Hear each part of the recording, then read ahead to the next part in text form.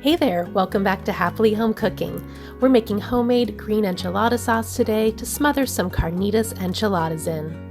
We're using all fresh ingredients for this vibrant and flavorful sauce, including anaheim peppers, tomatillos, and onion, which will roast together to develop amazing flavor.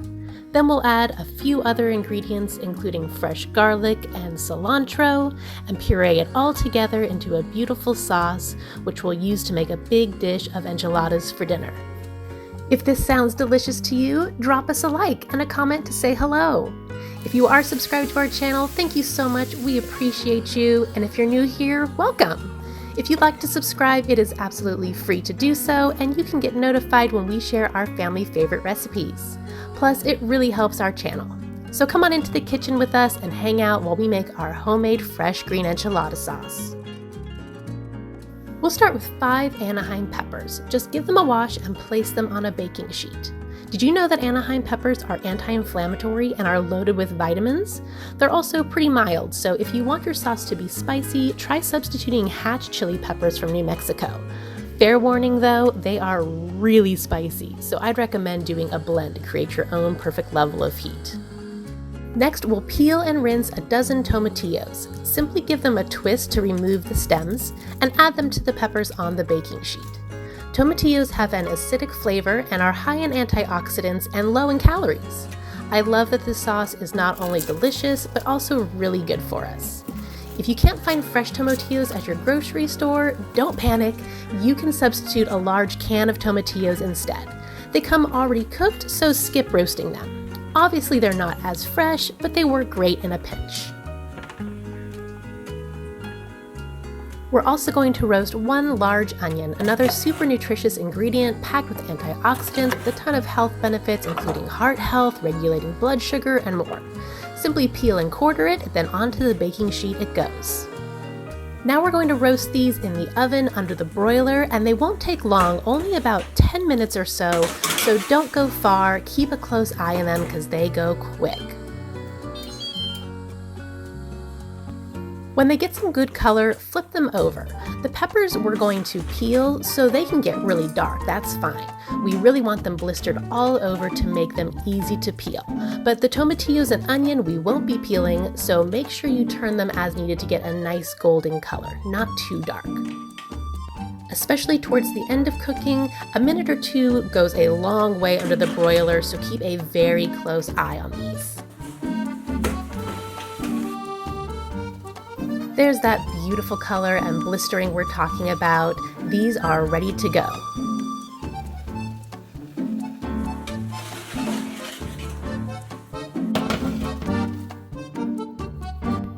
Now that they're done roasting, we'll toss the peppers into a plastic Ziploc bag, which again will make them easy to peel. The tomatillos and onion you can just leave to rest on the baking sheet, or if you want to throw them in the bag as well, you can. It really doesn't matter either way. We'll give those peppers about 10 minutes to rest in the bag, and while they're hanging out, we can get the rest of our sauce ingredients ready.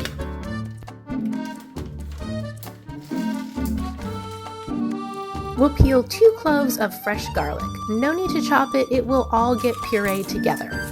Garlic may be small, but it is an amazing superfood. It's high in antioxidants, it's also great for boosting your immune system, and it can also help reduce blood pressure and cholesterol. It even has antibiotic properties. We love garlic and use it in almost everything we cook. And we'll also get a good handful of cilantro. Like our other ingredients, cilantro is really good for you. It's said to actually reduce anxiety, help rid the body of heavy metals, and can even protect you against food poisoning. Who knew? Those can go into the blender along with our tomatillos and onion.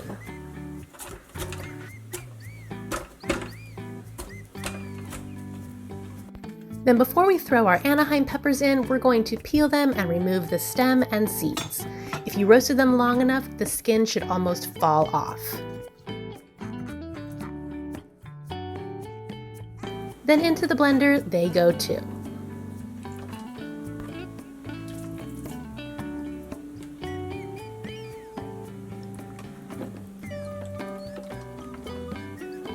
The last thing we'll add to our blender is 2 cups of chicken broth, or if you're like me and don't keep chicken broth on hand, you can just use 2 cups of water plus a heaping teaspoon of better than bouillon chicken base. I love this stuff. I use it in everything, and it has a great flavor without being overly salty. Puree your sauce to your heart's content. I let mine go for around 2 minutes, and I don't strain it or anything. I love the slightly chunky, rustic texture that really lets you know it's fresh and homemade. If you prefer a smooth sauce though, go ahead and give it a pass through a fine mesh strainer when you're done.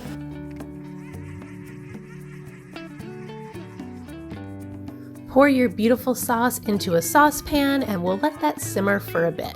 How long? I'd say at least half an hour, but I've also let this simmer on low for several hours. It's like a good marinara sauce or soup. The longer it cooks, the more the flavors get to marry together and the better it gets. This sauce is so flavorful, it makes wonderful enchiladas, and you can use it on so many other things too. We've used it on tostadas, or you can even add it to soups. If you have other ideas for how to use it, share them with us in the comments section. So the very last thing we'll do is taste our sauce and salt it as needed to taste. I like to add about 3/4 of a teaspoon or so of sea salt. And that's it, our fresh green enchilada sauce is ready to go, so let's make some enchiladas. You can fill your enchiladas with any number of ingredients. I'd say cheese, chicken, or beef are the most common. I always like to use cheese in ours with whatever kind of meat we have on hand. Oaxacan cheese is a favorite of ours. It's a flavorful Mexican cheese that melts beautifully. If you can't find Oaxacan though, Monterey Jack cheese is good too, or a shredded Mexican blend. For our meat today, we're using these pre-made carnitas. They are really delicious. They don't taste overly processed. We usually use them for tacos, and when we buy them at Costco, they come in a 2-pack. So we're using one of those packs for our enchiladas today. They're already fully cooked, but we're just going to brown them up in a pan with a bit of oil to get some beautiful color and nice crispy bits. Enchiladas are one of our go-to recipes for using leftover meat we have at the house, whether it's rotisserie chicken or leftover steak, really anything. Let me know what your favorite enchilada filling is. Once we have those crispy bits, which are my favorite part of carnitas, I like to add a bit of our sauce right into the meat. This will just add extra flavor and moisture.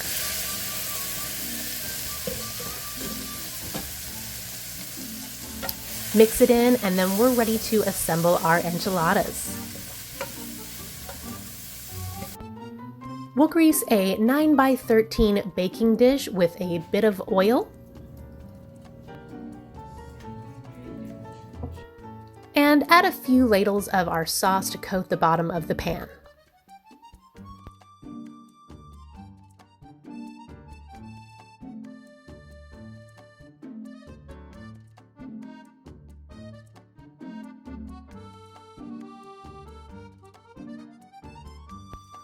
Grab your favorite tortillas. We like these Las Fortunas flour tortillas.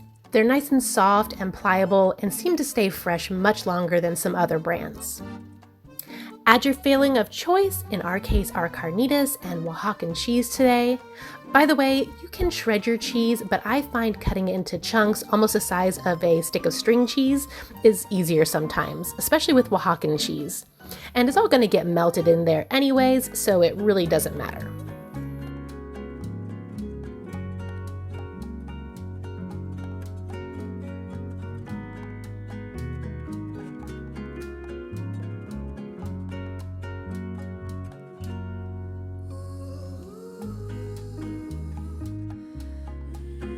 Now we'll top our enchiladas with our sauce we made, get everything completely covered but not drowning. This sauce is more than enough for this dish of 8 large enchiladas. The extra I'll keep warm and serve on the side in case anyone wants extra sauce, then save the rest for something else. This sauce freezes great too if you want to save it for a later date. I like to cover my enchiladas with foil to help keep them nice and moist, and we will bake them at 350 degrees for about 45 minutes until they are nice and hot and bubbly.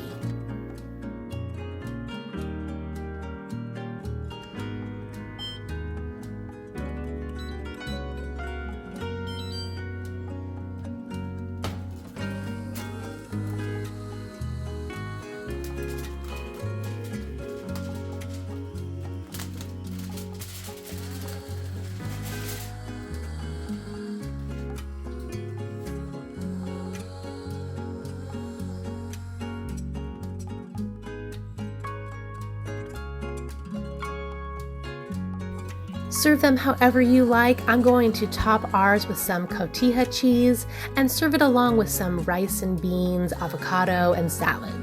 If you want a good Mexican rice recipe, I'll put a link to ours in the description of this video. We bake it in the oven and it comes out with the perfect fluffy texture every time. All right, my friends, that is it for today. Thank you for hanging out in the kitchen with me today. I hope you enjoyed this video. If you did, you can let me know by giving it a like or leaving me a comment. And of course, make sure you're subscribed to our channel so you don't miss out on any of our family's favorite recipes. I'll see you soon. Have a wonderful day and happy home cooking!